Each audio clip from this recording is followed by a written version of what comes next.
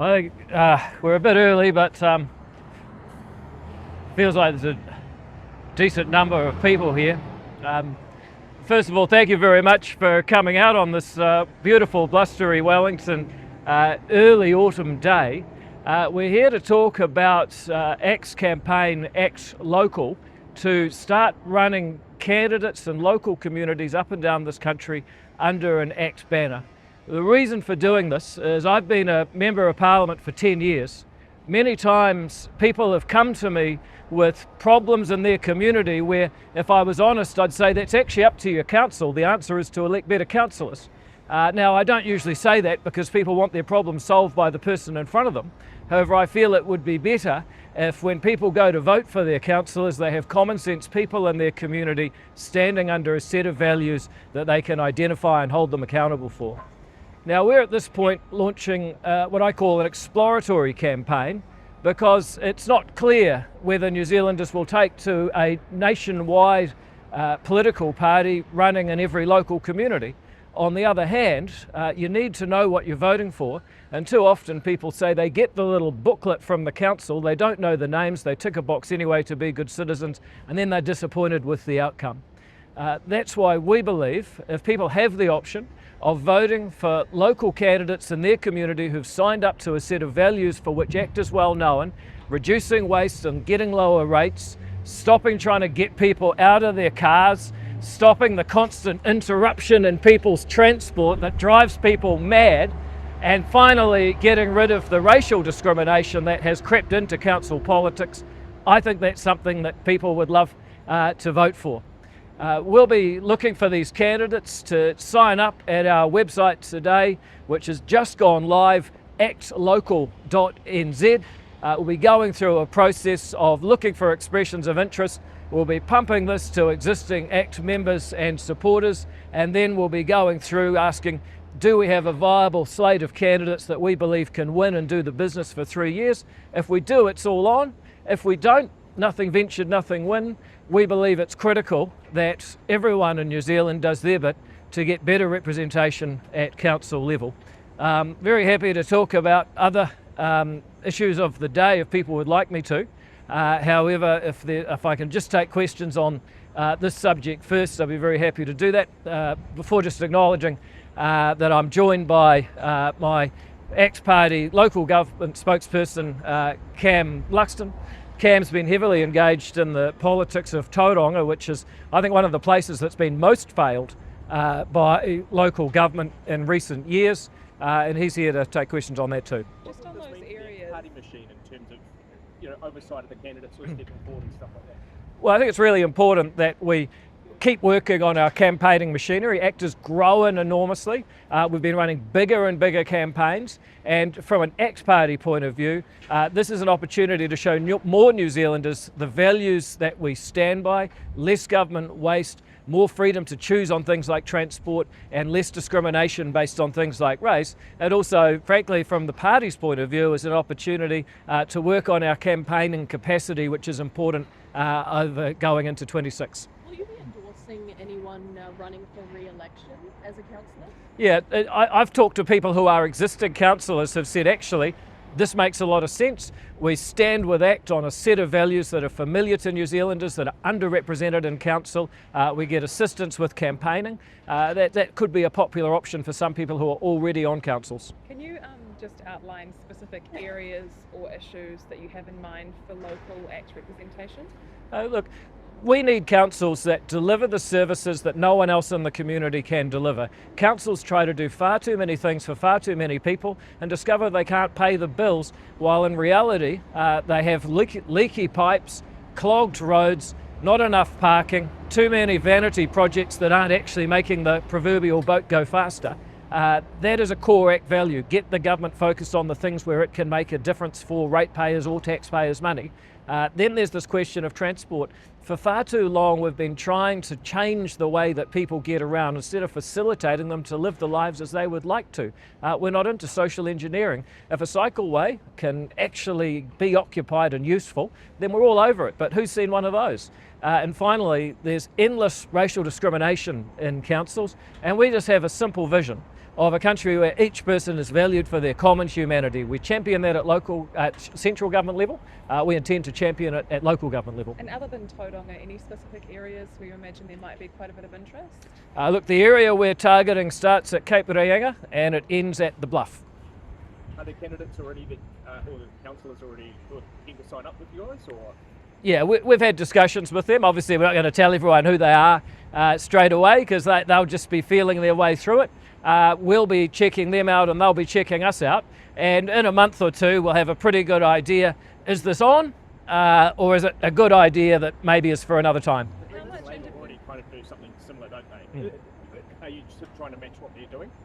Well, I think people who want lower rates and less social engineering, they need a brand they can vote for, just as the left, people who want higher rates and more social engineering, seem to have someone to vote for. I think the rest of us should too.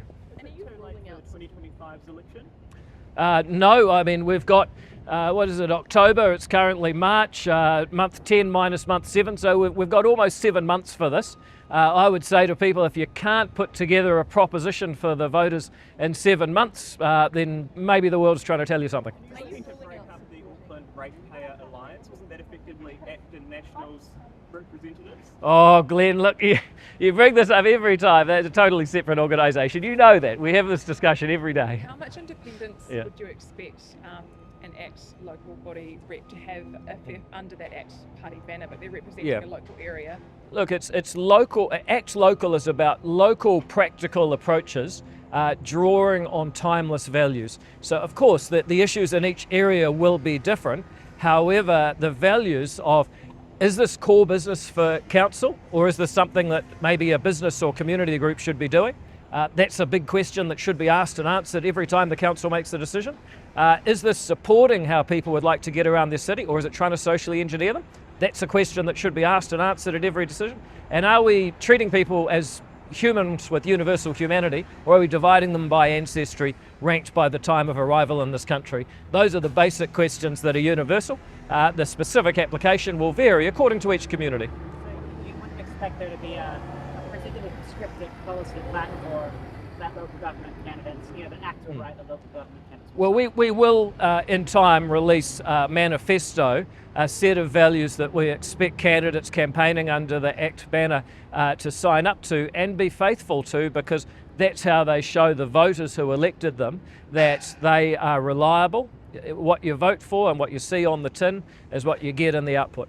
You mentioned cycleways and road cones. What about things like libraries and swimming pools? Where does ACT sit on those local issues?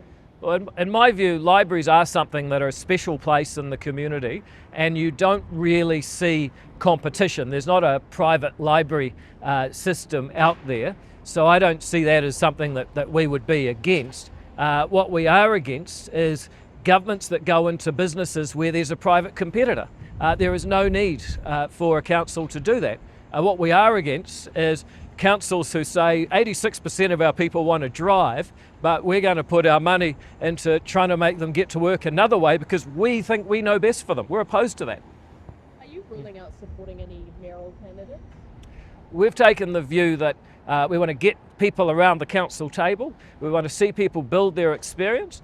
Maybe if this goes well, then in 2028 there might be ACT mayoral candidates, but right now we want people in the engine room of councils taking ACT's values of less waste, more choice in transport and less racial division to the council table. Maybe the mayoralty could be in the future. Yeah, and any ACT candidates in Māori wards? Well, again, the ACT Party is not in favour of Maori wards. It would be unusual for us to stand in Māori wards, just as it would be unusual for us to stand in Māori wards for the general election. All right. The reason why this took so long, the Greens, New Zealand First, Labour, Te Pāti Māori even have been standing local candidates for quite a while. Well, sometimes you're damned if you do it, you're damned if you don't. We've done it today. The ACT Party has been growing in recent years, as the Herald reported, and I think the time is right. There's enough demand for it, and ACT is able to supply that demand, so here we are. Do you think that in terms of ACT growing, that is sustainable? You dropped in the latest poll, I think it was 2.4 points or something to 7%. So are you sure there's enough momentum behind the party? Hey, look, if RNZ wants to start reporting every time ACT goes up 2 points in a poll, that would be a wonderful, wonderful eventuality and occurrence, and I would fully endorse it. I note that the poll that's come subsequent to that, ACT actually went up a point, so who knows, maybe we're infinitely on the up and up, or perhaps maybe these polls fluctuate a bit. So you're sure that there's enough momentum behind the party as the polls dip up and down as they do? Oh, look, when you first started interviewing me and I was the only ACT MP, you never thought we'd be here today. You never thought, geez, I can't believe that they would make David Seymour the acting Prime Minister. But it happened, and I think we could also do some really good work at local level as well. So that's a yes? Yes. National should be running local government candidates? Well, you know, they've got their own leader and board and party apparatus to make those decisions for them. I think that people who are on the right are looking for an option, and there's a lot of people who vote national for central government who would look at an ACT candidate and say, actually, that's pretty close to my values, I think I'll vote for them. Sorry. I was going to move on to something else. Right. Oh, so I mean, you're obviously speaking about the fact that voters struggle to identify the values and whatnot of various candidates. So, Yeah. So you're clearly saying that you do think party apparatus in local government is a useful thing. Yeah, look, one of the things that political parties do is they clarify voter choice, because you can have a look at the brand and know what you're getting. Now, look, central government went through this.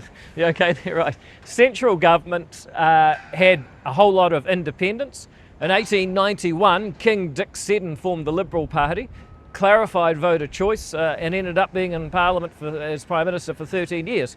Not saying we're going to go that far, but certainly we've known for at least 130 years in New Zealand that having candidates stand under a brand so voters know what they're getting is a valuable thing.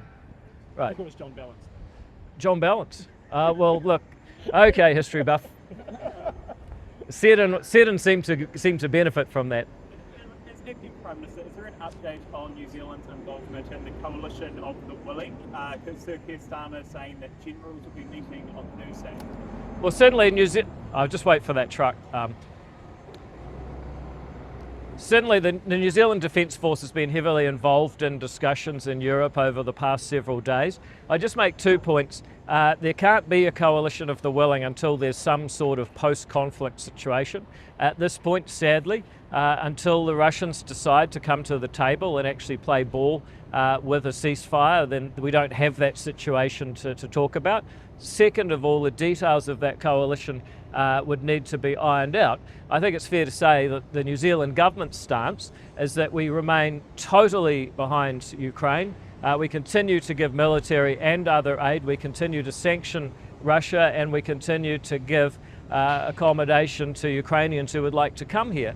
On the other hand, we are a country that cannot defend itself alone. We must rely on collective defence, and that means in 2 world wars and at many other times we've joined peacekeeping and other coalitions. So our stance is that we're backing Ukraine, we're open to helping, we believe in collective security, but right now there's no post-conflict situation and there's no coalition to join. Is the NZDF involved in those talks happening in London about the operational nature that, or operational military response that could be offered?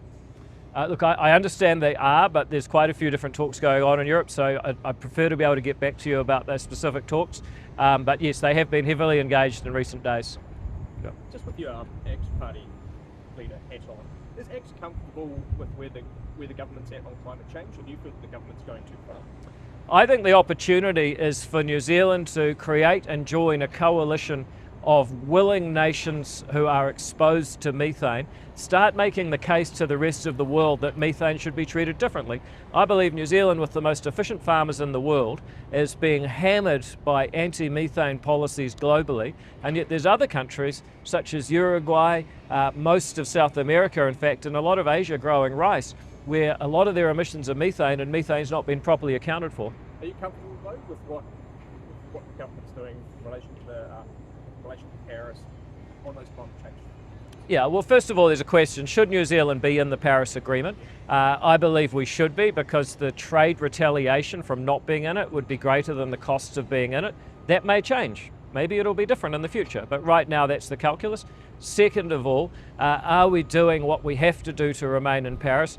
Yes, given what we inherited from the previous government, this government has ratcheted up our commitment, but no more than absolutely necessary to stay in the agreement. So we're doing the minimum, we're thinking about methane, and we're considering the calculus of staying in all the time. Right now, I think we've got tough choices, but we've got them right. Have you had any recent advice on that? Because I think previously you've floated pulling out of the Paris Agreement or having a policy around that. Have you had recent advice on what that the question was, have I had advice on pulling out of Paris? I haven't. That would be primarily the climate change minister and ultimately the whole cabinet.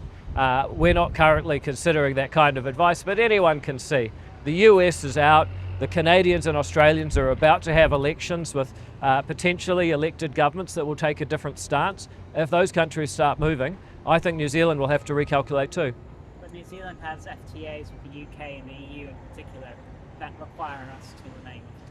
Yeah, and I suspect that if you start to see more countries shifting on their commitment to the Paris Agreement, then a lot of those questions are going to be raised about can FTAs be enforced or renegotiated to deal with a new reality, because clearly the world is moving and politicians are realising it's going to be very challenging to explain to New Zealand. It's not a political thing, no matter which party you're from. It's pretty challenging to explain why you're sending billions of dollars overseas to get no direct benefit. You could argue, well, the benefit is that we all have to do our bit, but billions of dollars overseas for no direct benefit, every country is going to find that challenging to explain to their voters, and that's where I think you start to see a shift. Most other countries aren't relying on overseas mitigation, most of them are just doing work at home. I just make the point that if you're in New Zealand and that's what you've got to explain, then you're in a challenging place. And if you can say we're doing it at home, sure. But actually, often doing it domestically is more expensive than overseas. However, the psychology of sending money overseas effectively to buy pieces of paper is even harder to explain, even when it's cheaper. That's the challenge that I think all politicians will face as Paris evolves. So which is your preferred option? Sending money overseas for no benefit, doing it at home but it's more expensive, or not doing it? Well, my preferred option is not to spend money that is not delivering a benefit to New Zealanders, period.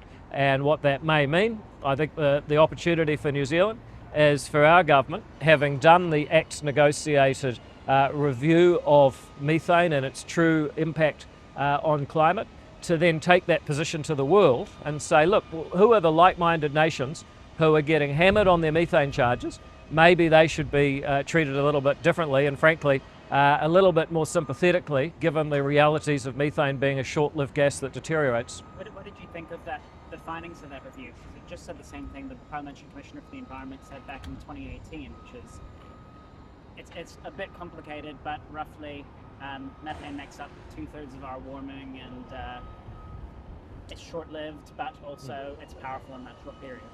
Well, the issue though is that so long as you have stable or falling levels of methane, the contribution to warming is actually either steady or in decline. So what we actually need to do in order to meet our obligation of no net contribution to warming is not very much at all. And I think if we're going to start seeing declines in methane emissions, then we could actually make the argument that we're reducing the overall contribution to warming. I'm not sure that we're being fully credited with that through a split gas approach at Paris, that we can go out and negotiate a much better deal for New Zealand. Frankly, in my view, a lot of these diplomats in the past have been spending more of their time explaining the position of international organisations to New Zealanders, rather than explaining the interests of New Zealanders to these international organisations. Will the ACT Party campaign on keeping or getting rid of the school lunches? Well, we'll see how that works out. I think a lot of people have underestimated what a good job we're going to do on this, given the ability of the contract to deliver once it's running properly. There's been a huge problem. People have seen a supplier that was undersupplying the lunches go into liquidation. Since then, the production of the lunches that are supposed to be produced, not the substitutes, has been rising every day as better managements help the people working in that factory to produce them better. So who knows, it might be an unexpected success story. Has it been weird for you, given you don't really support this scheme at all, to put so much effort into it? Not really, because ultimately I'm a professional. I get given a job. I sometimes have a chuckle at the irony. The guy that was opposed to the school lunch program is now responsible for the school lunch program. But I'm doing my best. And when we've had challenges, there was late delivery, we're onto that. There was problems with quality. We got rid of those meals and we're quickly filling them in with the ones we originally intended. So look, I'm ultimately judged whether I did a good job, and I just predict, give it a couple of weeks and we'll see the meals originally intended coming on stream at the volumes required. And people might be saying, oh, this is not so bad, why do we get so worried? Did you ask to have that responsibility as Associate Minister, or was it that the PM asked you to do it? You know what, negotiations are sort of like a war zone. I can't remember who was looking up and who was going down and whose idea it was, but somehow we ended up with school lunches. I think it's fair to say that there wasn't a long queue out the door for this particular responsibility. But look, you sign up, you're part of the government, and you do the job as best you can. And I actually think people who take a long view, yep, there was a problem, but as I've said many times, lots of problems in life. Issue is not whether they happen, you can't change that. The issue is how you deal with it. What would you say to people who think that this government and Simon Watts are more of a threat to farming than James Shaw was? Well, I'd have to actually ask some clarifying questions of anyone saying that, because Simon Watts has inherited a circumstance where he can't actually go backwards. He can only go forwards, and what he's chosen to do is the minimum viable option within the agreement that James Shaw signed us up to. He's having to increase the amount of cuts to emissions because of the deal that James Shaw signed us up to, and he's having to increase it from quite a high target for cuts because of the deal that James Shaw set us up to. So, if you want to criticise Simon Watts, just remember James Shaw had to crawl so Simon could run. Hey, were you a bit upset by Rawiri Waititi's social media post? No, I don't like the way you put that question. I'll tell you why. Because it makes it about my response and my emotion. Whether I'm upset's not what's important. What's important is how we treat each other in this country. And I think when you go and say that a specific individual who's publicly known deserves an F in hiding, you just ask yourself, is that the best conduct we can get from parliamentarians?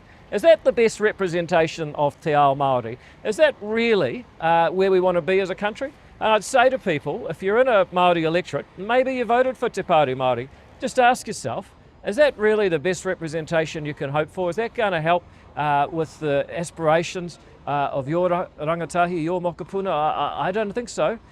Maybe it's time to either demand that they behave a bit better, or maybe it's time to get someone else in. And I don't often advocate voting for Labour, but maybe it's time for a few Labour candidates to step up in the Māori wards, get rid of this antisocial activity. And I'll just give you this thought. As an opposition party, ACT Party could be accused of many things, but we never failed to put out detailed public policy alternatives that would make this country a better place.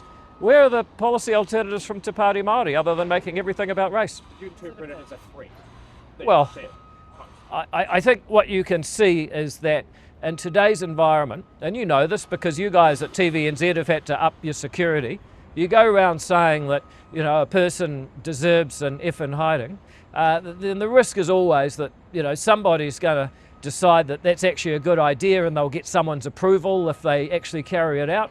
That's a risk you got to take seriously. They're saying you deserve an F in hiding. Was the post just suggesting that they'd use you as motivation to cut the lawns, to do some passionate weed whacking? Well. Look, I mean, we're all up for a bit of passionate weed whacking at the best of times, but I just make the point that whenever there's been any kind of comment, any comment I've made, nobody in the media has been rushing to put the most favourable possible construction and say, oh, maybe he just meant. Totally opposite reaction. And I think one of the things the New Zealand public will be asking themselves is, does our media do its job? Do they play even-handedly about these two comments? I bet I never got asked a question, oh, maybe you just meant that in a really funny and cool way. It's always the opposite way around, and that's one of the issues people have. Secondary to the actual comments is how they're covered.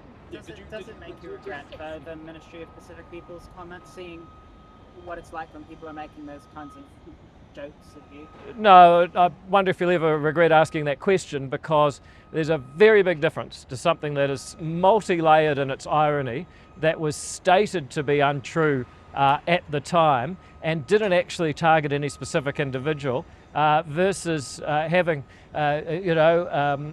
what's the curse word you guys say in America? Having swear words directed at a particular individual with specific and plausible violence. That's quite different. And again, if you can't see that difference, I probably can't help you. Actually, Yeah? joking about bombing is worse than joking about hitting someone. I mean, how are both not bad things to say? I think the issue is this actually plausible?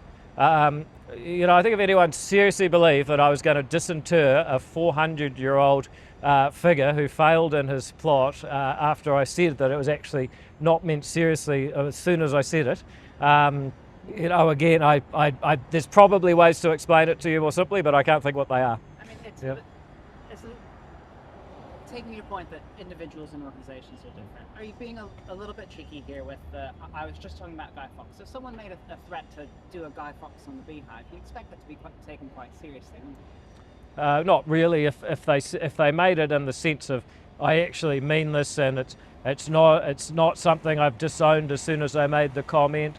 If you said that I'm going to do one rather than we're going to bring back the guy who's been dead for 400 years, I feel like actually we sometimes underestimate the intelligence of the New Zealand public here. Whereas saying someone is going to get quote F in hiding. That is something that is plausible, that sadly happens in New Zealand with our domestic violence problems, is targeted at an individual, and I believe it's a totally different category. So. Your chief of staff sent me the photo of the finished product from Rawiri Waititi. Not bad, is it? Done a good job. Well, again, I can't imagine anyone from the New Zealand press asking somebody to, I guess, appraise their handiwork in this circumstance if the shoe was on the other foot. And that's the issue here, right? That's what people are looking at, and that's the feedback that's rolling in. It's been texted into radio stations, emailed in to politicians. I think people are just going to ask, is this really the news media they signed up for? Probably not. No? Yeah. Hypothetically, if the Māori were hopeful and to act that I'd like to, I feel like our values line, would you support that candidate? Yeah, absolutely, but I don't know if we'd support them to stand in a Māori ward. All right. One more Yeah. clarification on that. You said you didn't want to endorse mayoral candidates. What's the case if someone does want to run for council and mayor and you want to endorse them for council? I don't know if you've thought about that. It's a good question. Well, look, never say never, but I just make the point that we're looking for people to stand in councils. If Jesus comes back and says, I want to stand for Auckland, for Mayor of Wellington, we might say, buddy, with that hair and beard, how could we not endorse you? By the way, the ACT Party is not actually going to bring back Jesus. That was clearly a joke, just in case anyone starts to get worried about it, all right? Thank you very much for all your time. Do I reckon Jesus would support it? Figures would support the ACT Party. Is Jesus one of those people? You know what? I believe that Jesus very well might support ACT from what I know about him. He believed that Jesus believed that each person had inherent dignity, was made in the image of God, Imago Dei, and deserved to be treated with universal human rights. In many respects, the underlying teachers of Jesus and the ACT Party overlap, but I just want to be clear, the ACT Party is not promising to disinter Guy Fawkes, Jesus, or any historical figure to stand for mayor, council, or any other position. Thank you very much.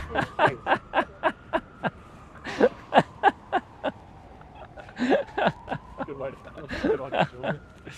Yeah. Shit.